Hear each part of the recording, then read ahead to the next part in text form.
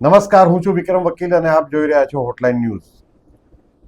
સુરતના એક વોર્ડના મહિલા નેતા ભાજપ પક્ષના એમણે આત્મહત્યા કરી હોવાની વાત બહાર આવી, સમાચાર બહાર આવે અને એના વિડીયો દ્રશ્યો પણ બહાર આવે, આપે જોયા હશે.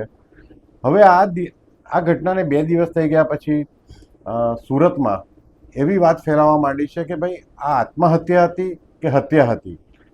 દીપિકાબેન પટેલ જે ભાજપના મહિલા પાંખના નેતા હતા, એમને એવી રીતે શું એકાએક તકલીફ થઈ ગઈ કે એમણે આત્મહત્યા કરવી પડી. અને એમણે જ્યારે આત્મહત્યા કરી ત્યારે ભાજપના એક કોર્પોરેટરનું નામ ચિરાગ સોલંકી છે, એ તરત દોડીને ગયા અને એમના શરીરને એમના કહેવા પ્રમાણે તારે કદાચ જે હયાત હતા એમણે જાતે નીચે ઉતાર્યું, પોલીસને બોલાવ્યા વગર. એટલે આ બાબતે પણ ઘણાને શંકા આવી રહી છે. ચિરાગ સોલંકીની પોલીસે ઉલટ તપાસ કરી છે 3 કલાક સુધી. હવે જે રાજકીય વર્તુળોમાં જે વાત ચાલી રહી છે એ સંદર્ભે આજે આપણી સાથે જોડાયા છે જાણીતા પત્રકાર કિરીટભાઈ ત્રિવેદી. કિરીટભાઈ, આ ભાજપમાં એક મોટો વહાવો થઈ ગયો છે. આખા ગુજરાત ભાજપમાં આ ચર્ચાએ જોર પકડ્યું છે કે દીપિકાબહેને આત્મહત્યા કરવાની જરૂર શું કામ પડી, અથવા તો આત્મહત્યા હતી કે હત્યા હતી. પોલીસ આ મામલામાં તપાસ કરી રહી છે ઊંડાણપૂર્વક, એટલે સત્ય તો બહાર આવશે જ, પણ ભાજપમાં જાતની ચર્ચાઓ થઈ રહી છે. જી ચોક્કસપણે વિક્રમભાઈ, દીપિકાબેન પટેલ જેઓ ભીમરાડ વોર્ડના મહિલા મોરચાના પ્રમુખ હતા અને નેક્સ્ટ કોર્પોરેશનના ઇલેક્શનમાં ટિકિટ મેળવવા માટેના ઈચ્છા રાખતા હતા અને એના માટે ખૂબ મહેનત કરતા હતા. દરેક રાજકીય કાર્યક્રમો હોય એમાં એ હાજર રહેતા હતા. ખાસ કરીને ભાજપના જે માજી ધારાસભ્ય હતા 84ના ઝંખના પટેલ, એમની પણ એ ખૂબ નજીક હતા અને ખૂબ સારી રીતે એક્ટિવ હતા.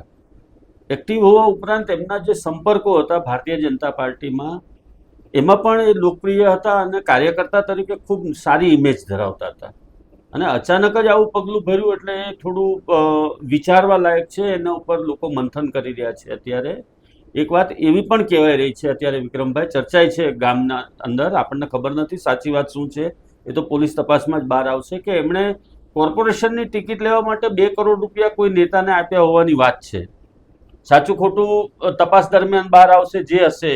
પરંતુ આવી એક ચર્ચા પણ હાલમાં થઈ રહી છે શહેરમાં. એટલે મહિલાઓ રાજકીય કારકિર્દી બનાવવા માટે આર્થિક રીતે કેટલું મોટું બલિદાન આપી શકે છે એનું આ જીવતો જાગતું ઉદાહરણ છે. અને ભારતીય જનતા પાર્ટી જેવી શિસ્તબદ્ધ પાર્ટીની અંદર જો આવા પ્રમાણે પૈસા લેવામાં આવતા હોય તો હું તો કહું છું એ નેતાને ખુલ્લા પાડવા જોઈએ. જો કોઈએ આ રીતે 2 કરોડ રૂપિયા એમની પાસેથી લીધા હોય અને ત્યારબાદ એમની આ માનસિક સ્થિતિ થઈ હોય તો એ પણ જવાબદાર ઠરે છે આમાં. રહી વાત ચિરાગ સોલંકીની, કોર્પોરેટર છે તેઓ. ચિરાગ સોલંકી રોજના એને 20થી વધારે ફોન કરતા હતા એવું પોલીસ તપાસ દરમિયાન બહાર આવ્યું છે. ફરવા જતા હતા ત્યારે આ બેન છે એના ખર્ચે જ એ લોકો ફરવા માટે પણ જતા હતા, બહાર જતા હતા. જ્યારે કાર્યકરો હોય કે એ લોકો જતા હોય, પર્સનલી ફરવા જતા હોય કે જે હોય, ત્યારે પણ આ બેનના ખર્ચે જ એ લોકો બધા ફરતા હતા બહાર ગામ કે આમ તેમ જ્યાં જાય ત્યાં.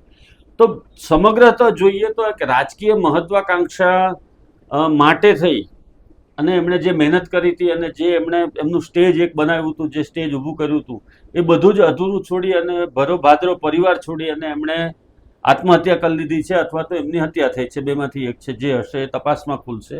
પરંતુ એમની કહેવાતી આ આત્મહત્યાની ઘટનાને કારણે શહેર ભાજપમાં પણ ખાસી ચર્ચા થઈ રહી છે હાલમાં વિક્રમભાઈ. શહેરની આખા ગુજરાત ભાજપમાં ચર્ચા થઈ રહી છે કિરીટભાઈ, કારણ કે આ ભાજપના મહિલા એટલે નેતા ગણો કે આપણે વોર્ડ પ્રમુખ ગણો કે જે કંઈ ગણો, એમનો હોદ્દો ભલે બહુ ઉપર નહોતો, પણ જ્યારે આ યુવાન વયે કોઈ આત્મહત્યા કરે કોઈ પણ મહિલા, એટલે નેચરલી એ જે ક્ષેત્ર સાથે જોડાયેલો હોય ત્યાં વાત થવાની જ કે ભાઈ શું એવું તો શું તકલીફ આવી ગઈ.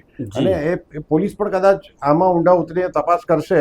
તમે જેમ કહ્યું એમ જે પેલા સોલંકી જે કોર્પોરેટર છે એમણે લગભગ એક દિવસમાં કોઈ વખત 33-34 વખત ફોનથી વાતચીત કરતી હતી. એમને એવું કહેવું છે કે અમે અમારે ભાઈ બહેન જેવા સંબંધ હતા. પણ ત્યારે એક સવાલ પણ ઊભો થાય છે કે એવી કઈ તકલીફ હતી આ બેનને કે જે આટલી બધી વખત ફોન કરવો પડ્યો. એટલે એમને કદાચ આ કારણની સાચી ખબર હશે તો વહેલું મોડું બહાર આવશે આ કારણ તો. પણ રાજકીય ક્ષેત્રમાં આજકાલ ખૂબ આ ચર્ચાનો વિષય રહ્યો છે. જી, ચોક્કસપણે રાજકીય ક્ષેત્રમાં એટલા માટે પણ ચર્ચાનો વિષય રહ્યો છે વિક્રમભાઈ, કે રાજકીય ક્ષેત્રમાં આવતા દરેક કાર્યકરો એ પૈકીના મોટા ભાગના 90% લોકોને કોઈને કોઈ પદ પ્રતિષ્ઠા કે કોઈ પણ હોદ્દો જોતો હોય છે.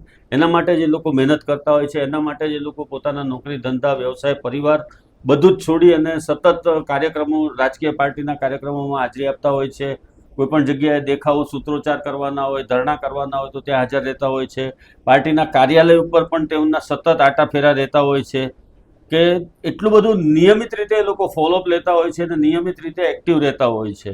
એટલે આ પરિસ્થિતિની અંદર જો એમને કશે ને કશે એવું લાગ્યું હશે કે ભાઈ નેક્સ્ટ ઇલેક્શનની અંદર મારો કોઈ ચાન્સ નહીં લાગે, અથવા તો મને કોર્પોરેશનની ટિકિટ નહીં મળે, અથવા વોટ એવર એની જે કંઈ રાજકીય મહત્વાકાંક્ષા હશે એ પૂરી નહીં થાય, તો એના માટે થઈને પણ આવું પગલું ભર્યું હોય એવી એક સંભાવના વધારે છે. બીજી વસ્તુ, જે પૈસાનો મામલો ચર્ચાઈ રહ્યો છે હાલમાં, 2 કરોડ રૂપિયાની વાત છે. શક્ય છે ખોટી પણ વાત હોઈ શકે, આમાં આપણે કોઈ એવો દાવો નથી કરતા કે આ વાત ચર્ચાઈ છે એટલે સાચી જ છે. એ પોલીસ તપાસમાં જે બહાર આવશે એ બધી જ વિગતો જાહેર થશે, એમાં કોઈ પ્રશ્ન નથી. પરંતુ ચિરાગ સોલંકી સૌથી પહેલા શંકાના દાયરામાં આવ્યા છે અને પોલીસે એમને સૌથી પહેલા ઉચકી લીધા છે. પોલીસની તપાસ હાલમાં ચાલી રહી છે, એમને મુદ્દાસર તપાસ કરવામાં આવી રહી છે. એમનો ફોન પણ જે છે એ પણ FSLમાં મોકલવામાં આવ્યો છે. આ મહિલા નેતાના ફોનને પણ FSLમાં મોકલવામાં આવ્યો છે અને એના આધારે પણ ઘણી બધી વિગતો જાણવા મળશે પોલીસને, એવું કહેવાય રહ્યું છે. આ સંજોગોની અંદર રાજકીય કારકિર્દી બનાવવા માંગતા મહિલા કે પુરુષ તમામને માટે આ એક લાલ બત્તી સમાન કિસ્સો છે કે તમે એટલી બધી મહત્વાકાંક્ષાઓ ન રાખો, અથવા તો એટલા બધા ઊંડા કલણમાં ન ખૂપી જાઓ કે એ કલણમાંથી તમને બહાર નીકળતા તમારા જીવ આપવો પડે, તમારો પરિવારનો ધારો બની જાય. આ ઘટના એટલા માટે પણ ગંભીર છે વિક્રમભાઈ કે ગુજરાત ભાજપને આજે ઉગતો સિતારો છે, બુલંદી ઉપર છે. આજે મધ્યાહને સૂર્ય તપી રહ્યો છે ભાજપનો, ત્યારે એના જ કાર્યકરો જો આ રીતે હતાશ અને નિરાશ થઈ અને એના નેતાઓ કાર્યકરો જો આ પ્રમાણેના પગલાં ભરે, તો ભાજપે પણ એ બાબતમાં મનોમંથન કરવું જોઈએ. ભાજપની શીર્ષ નેતાગીરી છે એ લોકોએ પણ મનોમંથન કરવું જોઈએ કે કાર્યકરો આખરે આવા પગલાં કેમ ભરે છે. આ કોઈ પારિવારિક સમસ્યા હોય એવા કોઈ મુદ્દાઓ હજી સુધી સામે આવ્યા નથી 2 દિવસ દરમિયાન, કે ભાઈ એમને પતિ સાથે કોઈ અણબનાવ હતો કે અન્ય કોઈ સાથે એમને બોલાચાલી થઈ હતી કે કોઈ લડાઈ ઝઘડા હતા, એવી કોઈ વાત હજી સુધી સામે આવી નથી. એટલે જે કાંઈ રંધાયું છે એ ચિરાગ જાણે છે, અથવા તો એ બેન જાણતા હતા. એ બેન તો જતા રહ્યા હવે, એટલે ચિરાગ પાસેથી જ કોઈ પણ વિગતો મળશે, કોઈ ક્લુ મળશે પોલીસને, તો મોટી સંભાવના એ જ છે કે એની પાસેથી કંઈ જાણવા મળે. અને હાલમાં ચિરાગ સોલંકી પણ ગોળ ગોળ વાતો કરી રહ્યો છે, પોલીસને પણ ભરમાવવાનો પ્રયત્ન કરી રહ્યો છે, એવું પણ ચર્ચાઈ રહ્યું છે. જી કિરીટભાઈ, હવે આ સમાચાર પર આપણી નજર રહેશે અને ભવિષ્યમાં પણ આપણે જે કંઈ આમાં ડેવલપમેન્ટ થશે એ વિશે આપણે આપણા દર્શક મિત્રોને જણાવીશું. Thank you very much. Thank you. આવા પ્રકારના વિડીયો તમને જોવા ગમતા હોય તો હોટલાઇન ન્યૂઝ ચેનલને લાઇક, શેર અને સબસ્ક્રાઇબ કરો.